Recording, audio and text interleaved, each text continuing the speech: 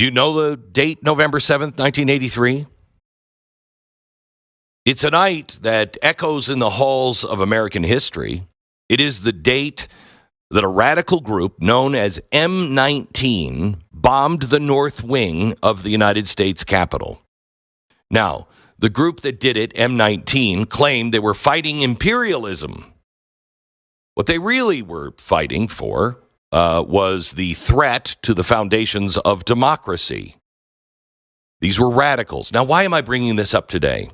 Because if you're going to understand today and the future, you have to understand the past. And one name is out right now that people are talking about that you need to understand who this individual is. This individual is currently the mayor of Los Angeles. Her name is Karen Bass. But let's understand who she is and why she doesn't have a lot to say. Karen Bass built her career as a community activist. Oh, there's a code word we now understand what it means. The activism is a polite term now for her history. She's an activist. Well, okay. Her history is tied to radicalism, Marxism, and a dangerous ideology that bled from the fringes into the mainstream here recently. So let's start with the facts on her. Back in the 1970s, Karen Bass was not just a casual traveler to Cuba. Were there any? When she went to Cuba many, many times, she was a devoted participant in what's called the Venceramos Brigade. What is that? I never heard of it. Well, it's a Marxist training program directly tied to Fidel Castro's regime. Between 1969 and today, this group has sent hundreds of young Americans to Cuba, not for a vacation, not for cultural exchange, but for radicalization. You join because you're a confirmed Marxist-Leninist.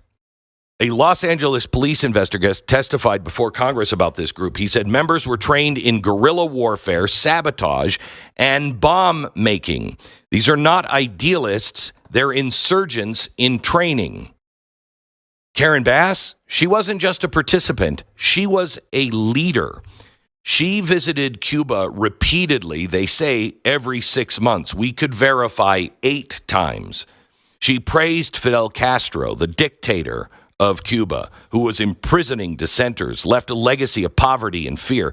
In fact, this is not just her youth. She's still there. When Castro died, she was one of them who called his death a great loss to the people of Cuba. Really? A loss to the same people who risked their lives freeing his regime, trying to get out of Cuba? This is Karen Bass. She's the Los Angeles mayor, one of the largest cities in the United States of America. So let's fast forward to the president. 4 million people, a city on fire, literally and figuratively. Wildfires raging across the city, firefighters begging for resources like water. Mayor Bass had other priorities. Instead of supporting her own fire department, she cut their funding. Where's the money going? To NGOs, non-government institutions. That will be understood. NGOs, non-governmental institutions or organizations, that will come to know, that's code for leftist activists most times. And she gave the firefighting money to homeless NGOs who are fighting for the rights of illegal immigrants. Oh. Now they're packaging that as she gave money to fight homelessness. Okay. Well, homelessness is a crisis, but let's not kid ourselves. Los Angeles has poured billions of dollars into solving this problem, and it ends up in tent cities, open-air drug markets, streets lined with garbage and human waste, chaos spreading. And wait, what does she do? She defunds the people who are fighting fires. That's not, you don't take money away from the firefighters in an area of the country that's known for firefighting. They don't even have enough firefighters.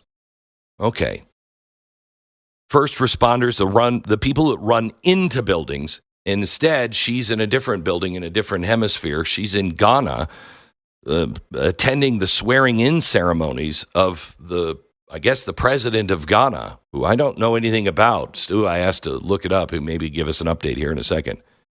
So her city is burning, and Mayor Bass was thousands of miles away, rubbing elbows at a presidential inauguration in Ghana. Is that leadership or is that dereliction of duty? I mean, you can go, but was she on taxpayer funds going to Ghana? Why was she there? Anyway, let's go back to the radical history for a minute, because it didn't end with the Venceramos Brigade.